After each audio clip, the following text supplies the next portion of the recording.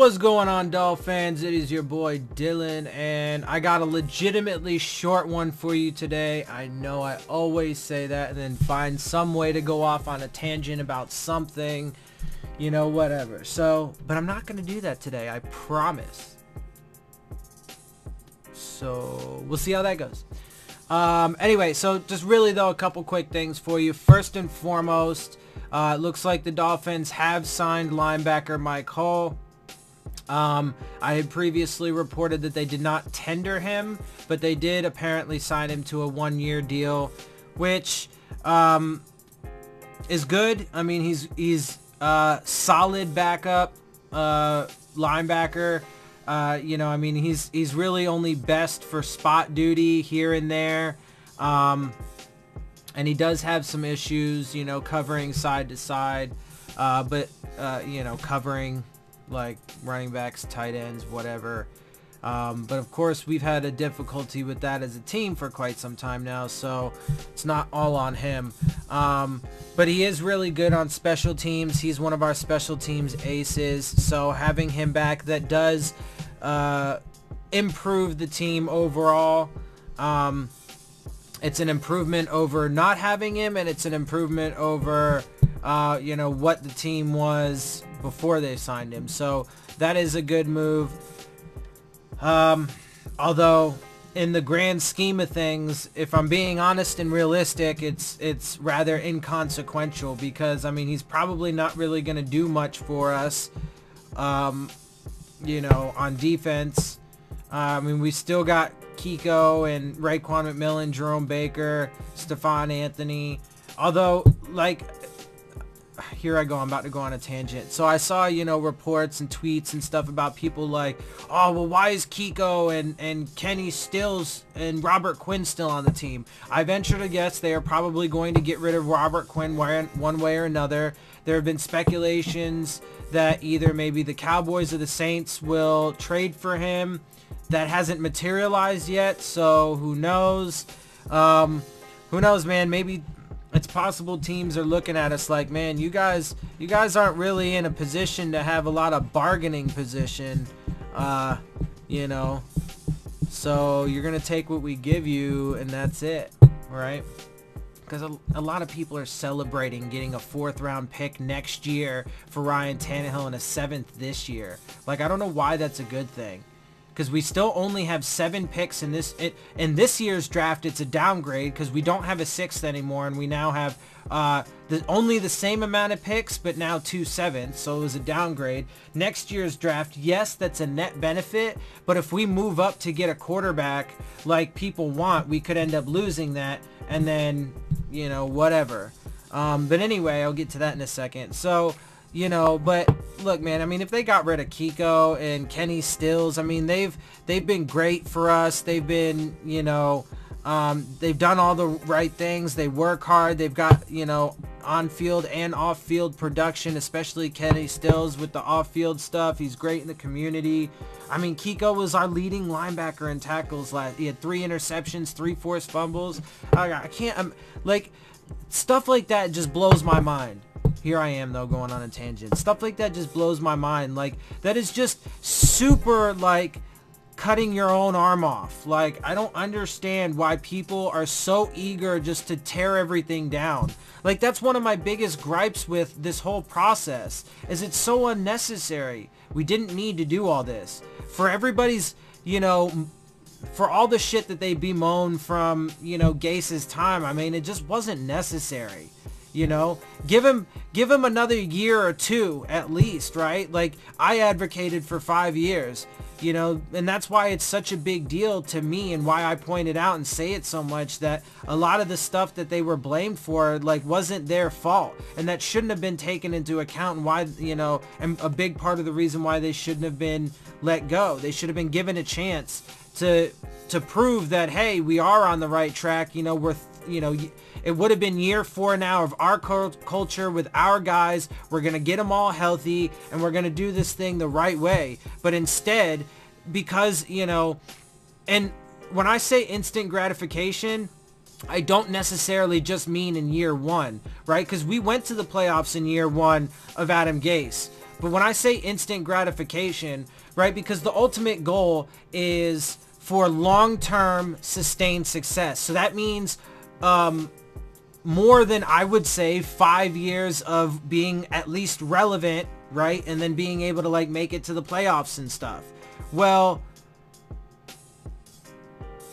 if you look at it, you know, from that perspective, then you could count the first 3 years or the first 5 years in the category of instant satisfaction or instant gratification, right? Because everybody wants to win, you know, consistently and get to the Super Bowl within like the first 3 years. Like it's so unrealistic, right? But people want that shit. Like, and that's why I have a problem with anointing Brian Flores and his coaching staff as like the next coming of fucking Don Shula, because for one, a lot of the moves they made just don't seem to be, I mean, they got time and I'm giving them, you know, the benefit of the doubt. I'm being realistic about each one of their moves, but I am giving them the benefit of the doubt to prove it. And again, I think they should be given 5 years regardless of the outcome of this year and the next year and the year after that. But, you know, so far they haven't proven to do anything that's going to help us now for sure, or, you know, over the next few years. And then again, right, we've been living in the world of 6-10 to 10-6. But if over the next few years we downgrade from that and go like 3-13 or, you know, 4-12 for the next few years, I guarantee that the fan base and ownership is not going to want to give them the other, you know, 1 or 2 years that's left on Flores' contract. They're going to all, you know, they're going to be all up in their emotions. They're going to get their panties in a bunch, and then they're going to be clamoring to have the organization stripped down to absolute nothing yet again, because people don't have the patience and they want that instant gratification. So again, to be clear, when I say instant gratification, I'm actually talking about not just this year, but the first 3 to 5 years of a regime, right? At least the first 3 years. Everybody expects such amazing things. And everybody was saying, a lot of the media is talking about how Brian Flores is the perfect fit and he's doing absolutely everything right. That is not true. And it is absolutely okay to disagree with the things they're doing and point it out for what it is. Be realistic about it and, you know, just, and you know, present the facts. Obviously, you know, we all have, you know, our own minds to make up on whether we think that they're, the moves that they're making are correct and the right ones. But when you know, when you look at the things they're doing, what have they done? They haven't done anything. All they have done is strip down, strip down, strip down. They've just bled people out, you know, and god damn it, so many people are like, oh, what talent are you letting go? I don't know. Cam Wake, Ted Larson, Josh Sitton, Frank Gore, Danny Amendola. What do you mean, what have you let go?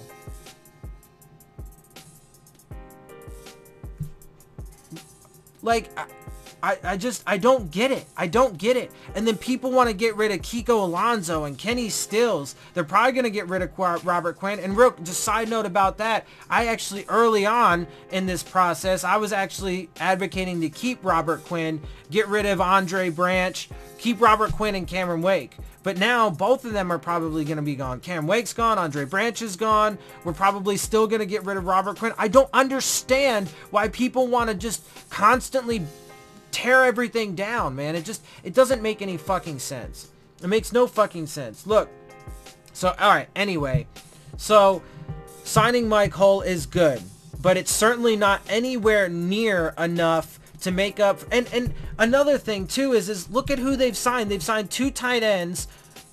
Okay, they have signed 2 tight ends that are more blocking tight ends than pass catching tight ends, right? They're just average. They're not like even all that great. They've signed a middling, you know, backup caliber offensive lineman. They've signed a good, you know, a pretty good cornerback. I think he will compete for that second spot. And they signed an all-right quarterback. But they have done absolutely nothing for the offensive line other than a middling backup caliber guy. We have literally 4 starting holes we need to fill. And sure, he may end up being the starter, but like, come on, dude. He's a backup caliber. So why do you want a backup caliber guy as your starter? That's not the way you're going to protect Ryan Fitzpatrick. Are you fucking kidding me? Also, I'd like to note, because it's been on my mind, that when in like the interview that I gave you guys with Ryan Fitzpatrick that John Kangemi did, him, like if you look at their statements, right, you got to be able to read into their statements. So when asked why Miami was alluring to Ryan Fitzpatrick, why he wanted to come, he was like, because I want to be able to be on the field. God damn it. Oh my, not once did he mention about how, like, did he say anything about any of the players and how he's real, he thinks that we have a good chance to fucking do anything. No, none of that. It was just, he just wants to be able to be a starter because he knows he sucks. He knows that he's not, good enough to be a starter. He sees that Miami is intentionally destroying themselves, which is absolutely insane. And it gives him an opportunity to be a fucking starter, right? And so that's why, like, his contract is only 2 years for $11 million. But with incentives, I still don't know what all the specific incentives are, but I bet some of them are like games played or whatever, and he's probably going to get that. So his cost is probably going to end up being a little higher, right? Anyway, god damn it. See, I did it. Fucking tangents. But like, this shit is annoying and it's frustrating. Anyway, so let's move on though to the other thing that I had to talk about that does tie into all this. So it looks like the Dolphins are doing their due diligence on quarterbacks, right? They've had meetings with Kyler Murray and Dwayne Haskins. Drew Lock was in today, right? So look, man, all you guys that want him to take a fucking quarterback, Jesus Christ, I'm telling you, this is going to be a disaster. But look, all right, you might get that. You might get it even if they took like, let's say Drew Lock at 13, right? The reason why that's still bad, I mean, either way, you're going to have an average to crappy quarterback starting or a rookie. Neither case is really all that good. That's why keeping Ryan Tannehill would have been best, because not only is he a veteran, but he's actually a pretty proven veteran despite what people think.